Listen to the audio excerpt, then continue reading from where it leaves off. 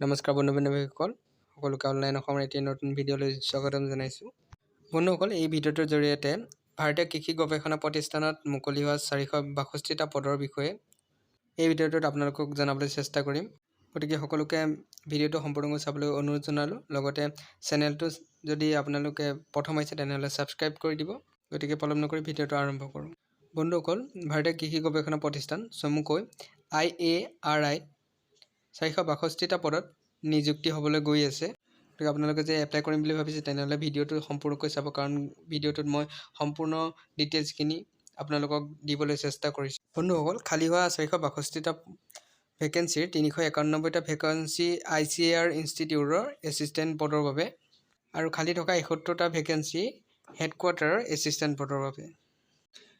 462টা পদৰ ভিতৰত যি 391টা ভেকেঞ্চি ICAR ইনষ্টিটিউটৰ এছিষ্টেণ্ট পদৰ বাবে খালী হৈছে, ইয়াৰে 235টা ভেকেঞ্চি আণ্ডাৰ ৰিজাৰ্ভ, OBCৰ বাবে 79টা ভেকেঞ্চি, EWSৰ বাবে 23টা, SCৰ বাবে 41, STৰ বাবে 13 আৰু PWDৰ বাবে 5টা ভেকেঞ্চি এনেদৰে শ্ৰেণী বিভাজন কৰি আবেদনৰ বাবে মুকলি কৰি দিয়া হৈছে।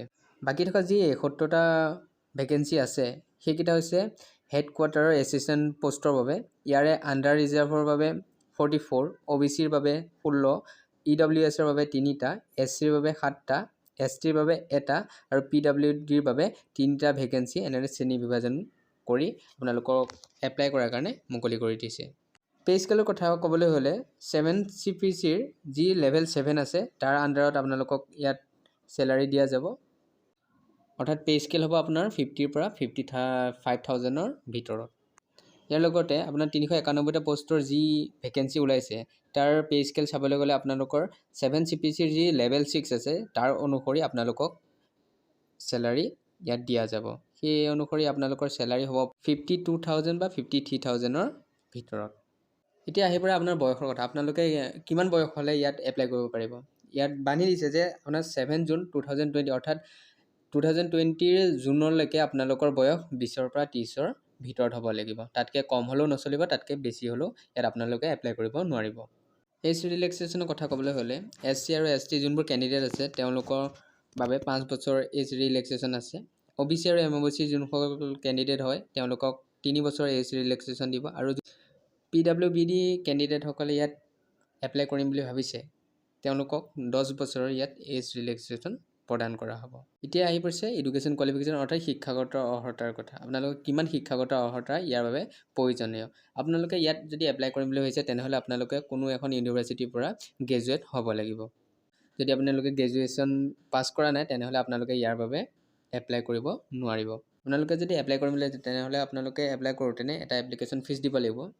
তাৰ ইয়াত দুটা ভাগত ভাগ কৰা হৈছে। এটাত দিব লাগিব 1200 টকা আৰু এটাত 500 টকা। 1200 টকা দিবলগীয়া কেণ্ডিডেটসমূহ হৈছে আণ্ডাৰ ৰিজাৰ্ভ কেণ্ডিডেটসকল, OBC NCL কেণ্ডিডেটসকল আৰু EWS কেণ্ডিডেটসকল। আৰু যোনবোৰে 500 টকা এপ্লিকেশ্যন ফিজ দিব লাগিব সেইসকল হৈছে মহিলা, SC কেণ্ডিডেটসকল, ST কেণ্ডিডেটসকল, এক্স ছাৰ্ভিচমেন কেণ্ডিডেটসকল আৰু PWBD কেণ্ডিডেটসকল। ভেকেঞ্চিসমূহৰ বাবে আপোনালোকে অনলাইন এপ্লাই কৰিব লাগিব যদি আপোনালোকে এপ্লাই কৰিম বুলি ভাবিছে। আৰু এই এপ্লাই কৰাৰ প্ৰচেছটো 7 মে 2022 তাৰিখে আৰম্ভ হ'ব। আৰু এই অনলাইন আবেদনৰ প্ৰক্ৰিয়া আপোনালোকৰ 1 জুন 2022ৰ ৰাতি 11:55লৈকে চলি থাকিব। অৰ্থাৎ আপোনালোকে 1 জুন 2022ৰ 11:55 PM লৈকে আপোনালোকে এপ্লাই কৰিব পাৰিব। অনলাইন এপ্লাই কৰাৰ কাৰণে আপোনালোকে ইয়াৰ অফিচিয়েল ৱেবছাইটত গৈও কৰিব পাৰে, নহ'লে মই আপোনালোকক সেই এপ্লাই কৰাৰ লিংকটো মোৰ ভিডিঅ'ৰ ডেছক্ৰিপশ্যনত দি দিম। আপোনালোকে সেই লিংকটোত ক্লিক কৰি ডাইৰেক্ট আপোনালোকে ৱেবছাইটত গৈ আপোনালোকে এপ্লাই কৰিব পাৰিব। আপোনালোকে কোনো শংকা কৰি থাকিব নালাগে।